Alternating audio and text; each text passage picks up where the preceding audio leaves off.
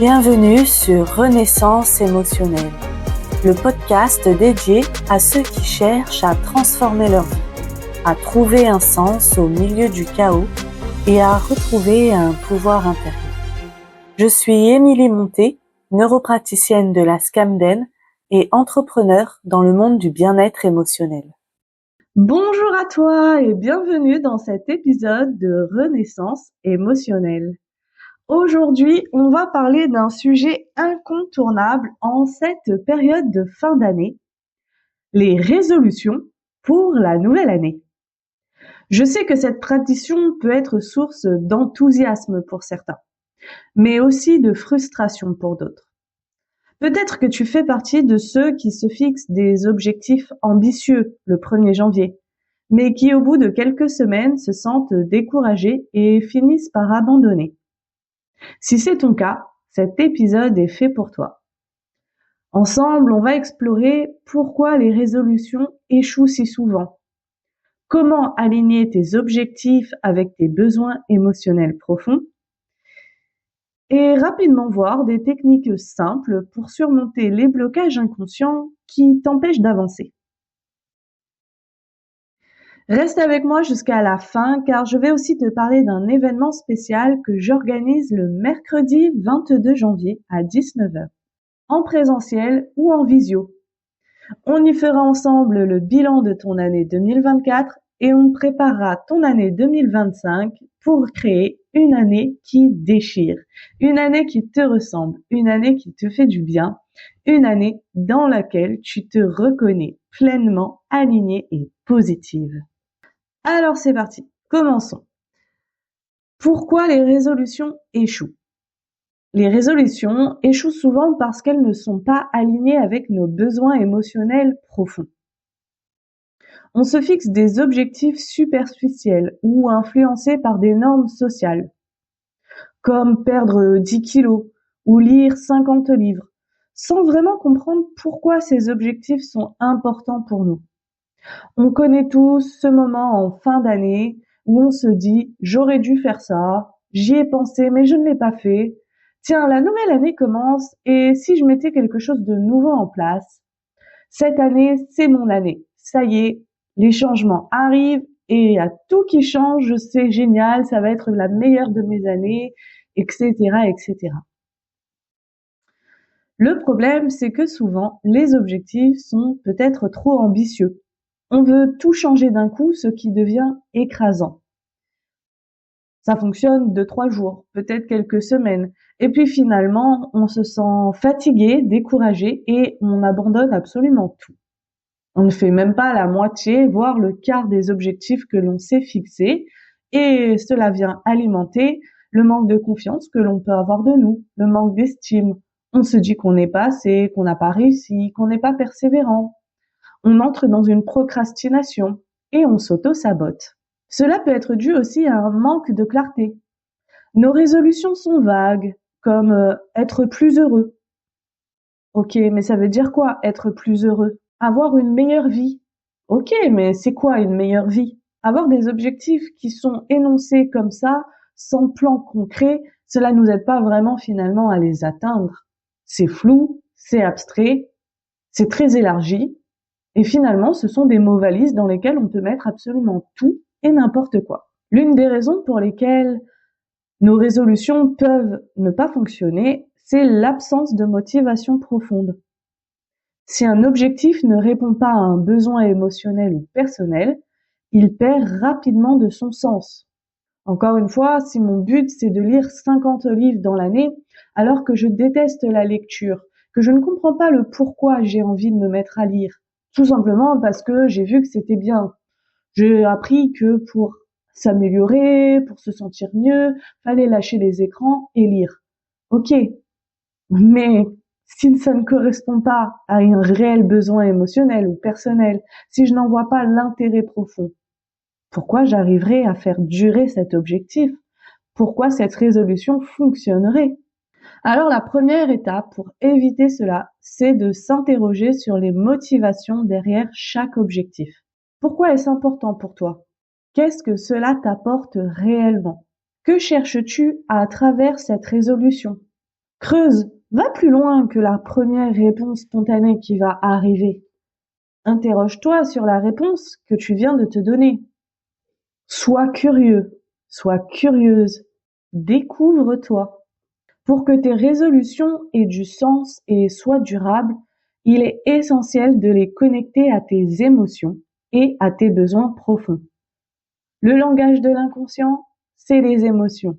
Et l'inconscient, c'est 95% de notre être.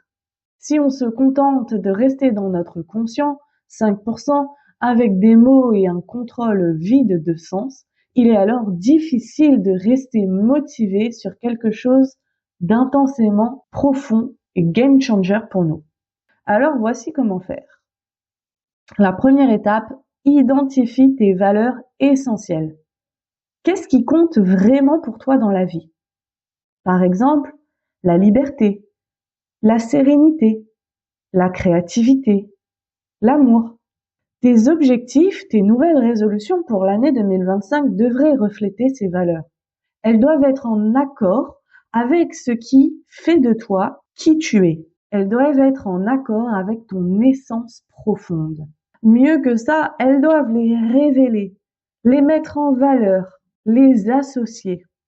La deuxième étape, c'est de se connecter à son émotion.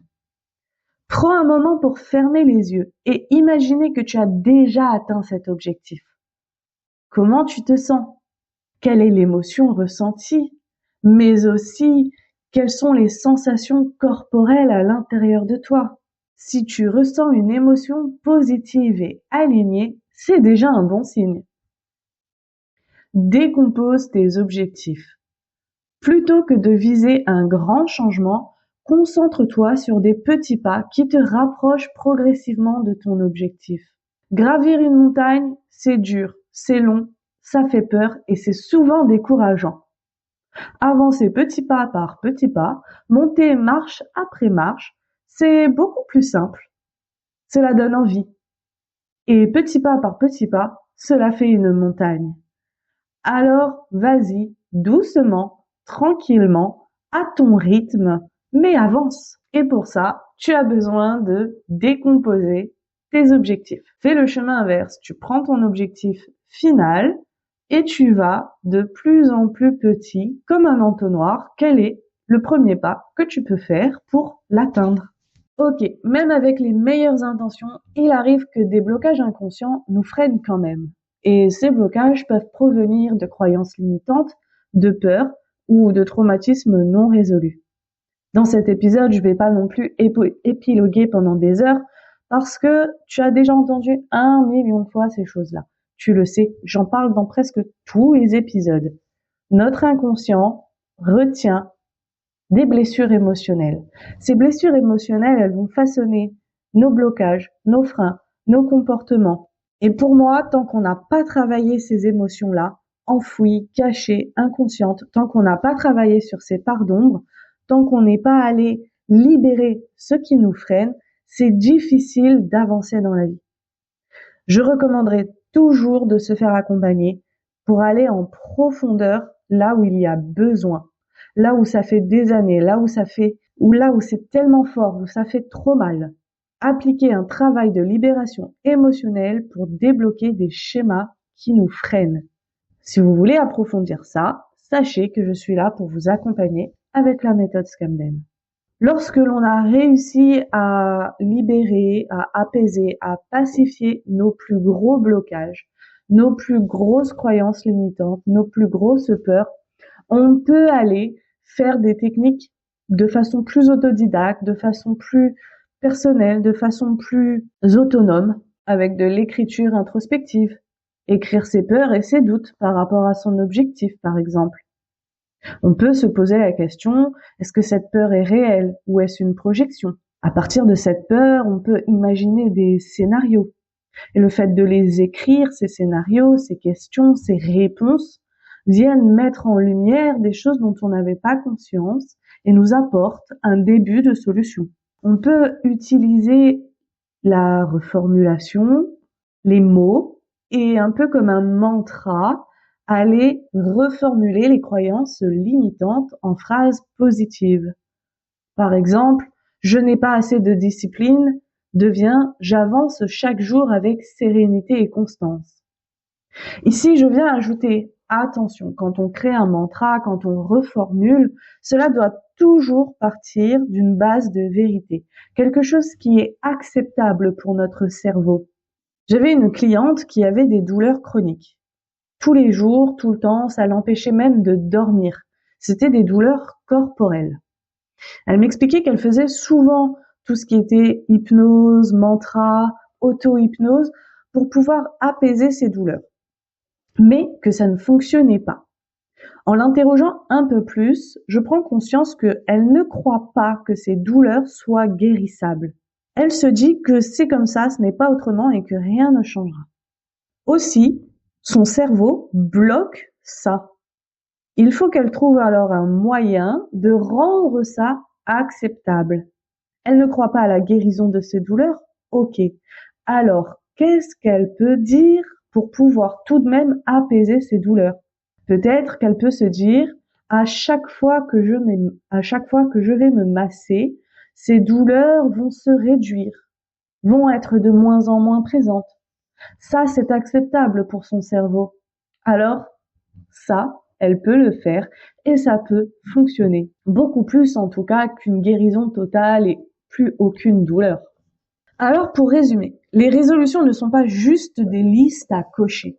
Elles représentent une opportunité de t'aligner avec tes émotions, tes besoins et tes aspirations profondes.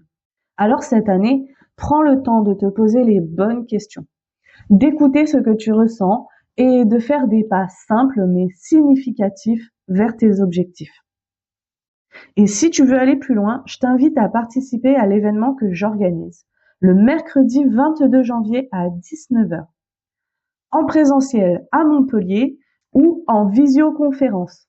Ensemble, nous ferons le bilan de ton année 2024 et poserons les bases pour une année 2025 qui déchire, qui soit alignée, sereine et épanouissante. Ensemble, on va avoir des techniques, des questionnements, une introspection, de la visualisation et bien plus encore pour que cette fois-ci, cette année, te convienne, te ressemble et soit aligné avec toi, tes valeurs, tes envies, tes besoins et plus encore. Pour t'inscrire, c'est simple, tu te rends dans la description, tu cliques sur le lien et tu suis les instructions. Ou alors, rendez-vous sur mon site ou directement, tu me contactes. Les places sont ouvertes à tous et à toutes et c'est une merveilleuse opportunité pour te reconnecter à toi-même. Merci de m'avoir écouté pour ce nouvel épisode. Je vous souhaite une belle fin d'année 2024, pleine de douceur et de belles réflexions. Prenez soin de vous, passez de belles fêtes et je vous dis à l'année prochaine.